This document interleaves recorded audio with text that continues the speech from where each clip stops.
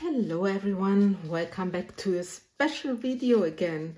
And this is a collaboration with my dear friend Sandra Rettich. And we were working a little bit of a technique. We don't know yet how to call it, and we both also have different results. It's because we use also different resin. So we both are pouring in this round rough and tough coaster mold from MoldsandShapes. And yeah, I just start with my pouring. So yeah, don't wonder that there's so much resin in this cup. I always mix up a little bit more so I can do another pour. And you see, I just pour as much resin into this mold or into both molds till the bottom is covered. So here I'm taking clear resin. Let it spread. I hope it's roughly the same. And now I'm doing something, I'm not sure if it makes sense, but I think it does, because I'm using now the resin inks. They are from Octopus, and they are mainly trapping at the sides of this yeah, rough and tough edge. So my first color is the shadow, and I'm just going with 2 drops on each other. You see it here.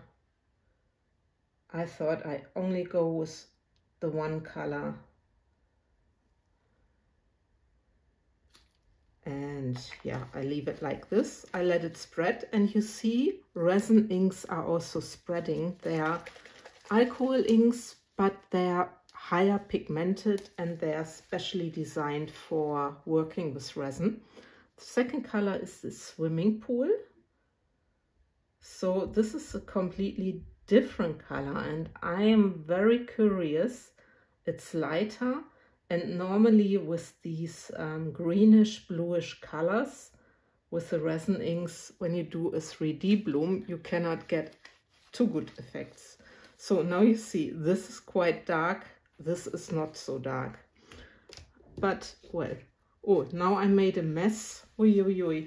I just messed up here my my violet. I need to mix up a little bit more. Let me just get my scale.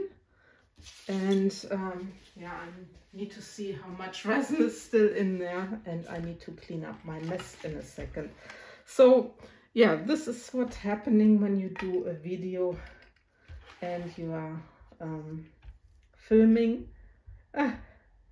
With the voiceover, I could just cut it. So what did I lose?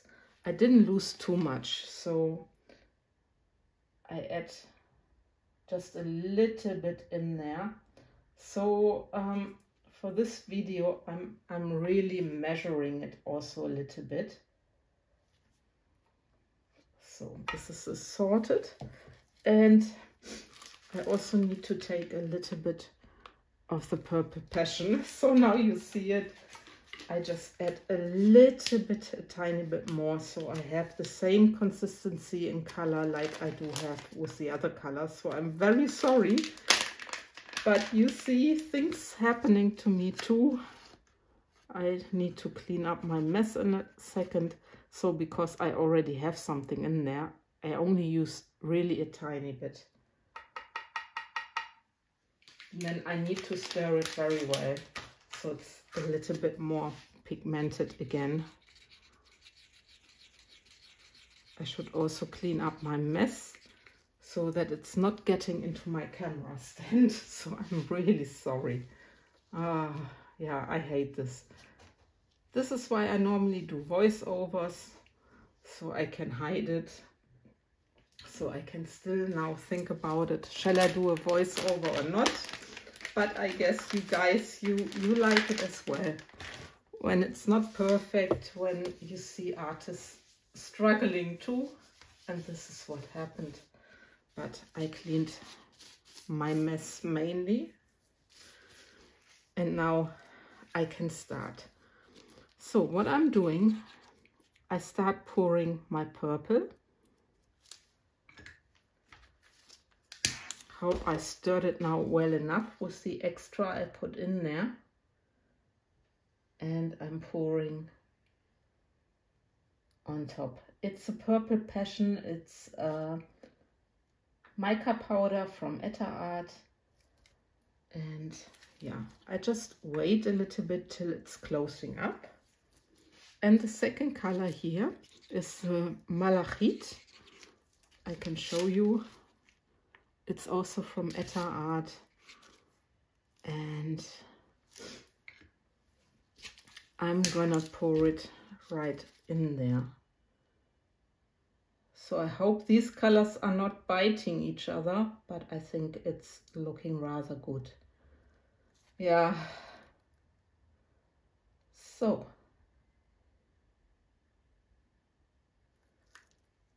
Also here I'm gonna wait till it's good closed before I can go on with my white. And the white, let me just grab the stick.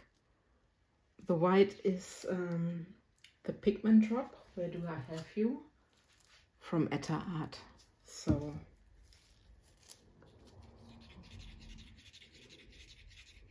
it's funny how it's looking here. And here it's almost closed. It's very funny.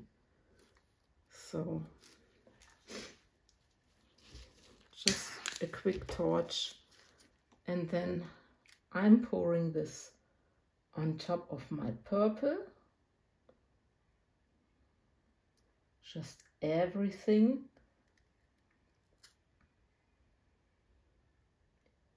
And you see, it's not a difficult pour.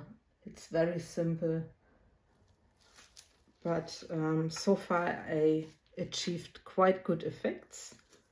And now my second one, I think I stirred this very well too. Also pour in here. Try to get the center.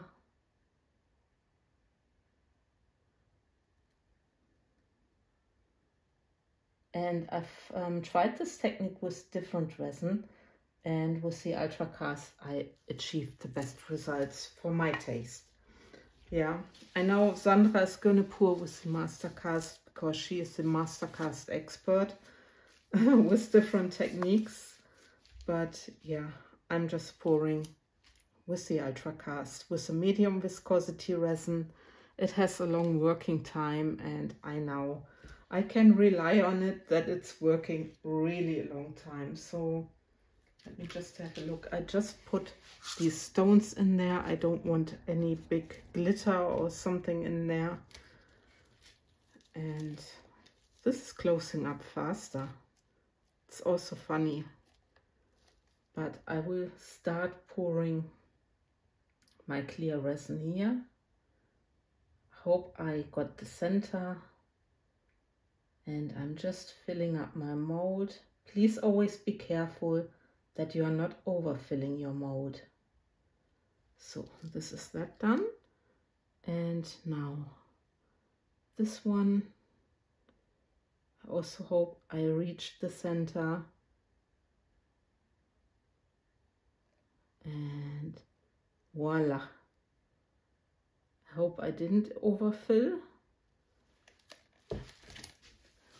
No, it should be all right. I just looked. So, what do you think? Shall I just go with these simple glass stones, or shall I take something else? Maybe some golden glass cracks together with it. So, yeah, let me just have a look. That I put first the stones. Like so, not too much. And then a few of the glass bits. There, the glass stones, the golden ones are from Etter Art. The other ones I have like from IKEA and from Teddy. Teddy is a German shop where you can, you can compare it with the dollar shop in the States. And now I just make sure I spread it a little bit. So I'm very, very curious how these are gonna turn out. this is almost closed, and this gives a completely different effect than I normally have. So I'm very curious with this combination. You see, it's also already closed here. It's funny, it looks completely different. So yeah, it will be fun for demolding, and this is gonna close too. So I leave the camera on for a while, and then I will also swirl this once this is good closed. Just a quick torch.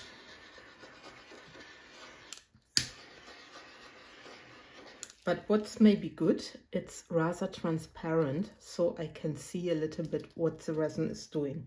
Here I cannot see anything, so fingers crossed.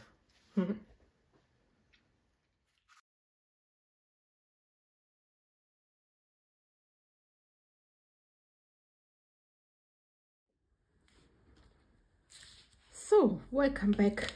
Time for demolding, and I'm very, very curious, and I'm also curious what Sandra did. So, it's always, yeah, it's always so exciting. So you see the resin inks, they're rather on the top of the piece because they are much lighter, but you see also a little bit around here. So let's have a look and look at this pattern. Wow, I really love this. It really, you know, mixed very well with the mica powder, and I also think that a little bit the resin ink has an effect. So I really love this one. The pattern is very beautiful. Yeah, I'm very happy with this one. Maybe the glitter could have been a little bit better, I'm not sure. But now I'm also very curious with the one with the swimming pool, because you can see the resin ink behaved differently. So I'm also very curious about this one. So let's have a look. And look at this.